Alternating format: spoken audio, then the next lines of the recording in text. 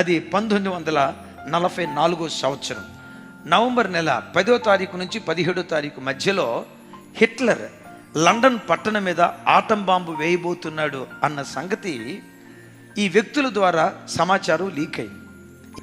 ఈ విషయం లండన్ దేశస్తులకు తెలిసిన తర్వాత మిలిటరీ వాళ్ళంతా ఎక్కడైతే తను ఆటం బాంబు వేయాలనుకున్నాడో ఆ ప్రాంతాలను వెకేట్ చేయిస్తున్నాడు.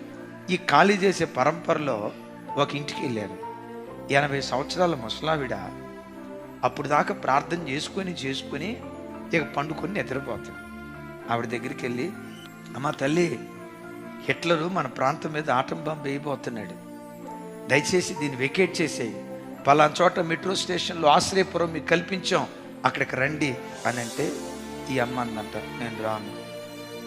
అరే ఎంత ప్రశాంతంగా పండుకున్నావు, నీకు అసలు ఎట్లా నిద్ర పట్టిందమ్మా అని అంటే ఆవిడ అందట, ఒక ఆయన నా కోసం మేల్కొని ఉన్నాడు కాబట్టి నేను ప్రశాంతంగా నిద్రపోతున్నాను అందంట. ఎవరు కాపలా కాస్తున్నారమ్మా, ఎవరు లేరు కదా ఇల్లంతా వెతికితే అని అంటే, బాబు బైబిల్ ఎప్పుడైనా చదివేరా? చదివేవమ్మా, చదవక పాటు ఏంటంటే కీర్తనల గ్రంథం 121వ కీర్తన 4వ వచనంలో ఏమని రాసిందంటే, ఇజ్రాయేలులను కాపాడువాడు కొనుకడు నిద్రపోడు.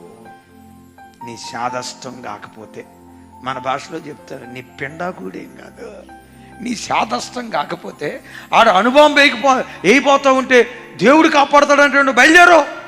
నేను రాను, నా దేవుడు కాపాడుతాడు. రావా? ఒకవేళ ఆటం బాంబులో నువ్వు చచ్చిపోతే ప్రభుత్వం మా మీద నేరారోపణ చేస్తుంది. ఇదిగో ఈ డైరీ మీద నువ్వు ఎందుకు రానన్నావో రాయి. డైరీ మీద రాసిందట, ఇజ్రాయేలులను కాపాడువాడు కొనుకడు నిద్రపోడు గనుక నన్ను కాపాడే కాపరి నాకుండగా నేను హిట్లర్కి భయపడి నా ఇల్లు వదిలిపెట్టి అక్కడికి ఎందుకు వస్తా? నా ఇంట్లో నేనే ఉంటా. వీళ్ళు రమ్మన్నారు కానీ నేను రాలా. ఎందుకు రాలేదు? నా దేవుడు నన్ను కాపాడుటకు సమర్థుడు అనే నమ్మకాన్ని బట్టి నేను రాలా. ఒకవేళ నాకేమీ జరగదు, ఒకవేళ ఏదైనా జరిగితే వీళ్ళు దీనికి బాధ్యులు కాదు అని రాసి సంతకం చేసిందట. మంచి గాఢ నిద్రలోకి పోయింది. అనుకున్నట్లుగానే హిట్లర్ బాంబేశాడు. పట్టం ఈ ముసలాం ఇంటి పక్కనే పడిందట. కానీ అద్భుతం, పడింది కానీ అది పేల్ల. 40 అడుగులు లోతు వెళ్ళిపోయిందట బాంబు, పేలలేదట. నా ప్రభు బిడ్డలారా, లండన్ మ్యూజియంలో ఏమని రాస్తుందో తెలుసా? London saved by old women faith. ఒక వృద్ధురాలి విశ్వాసము ద్వారా లండన్ పట్టణం కాపాడబడింది. Praise the lord.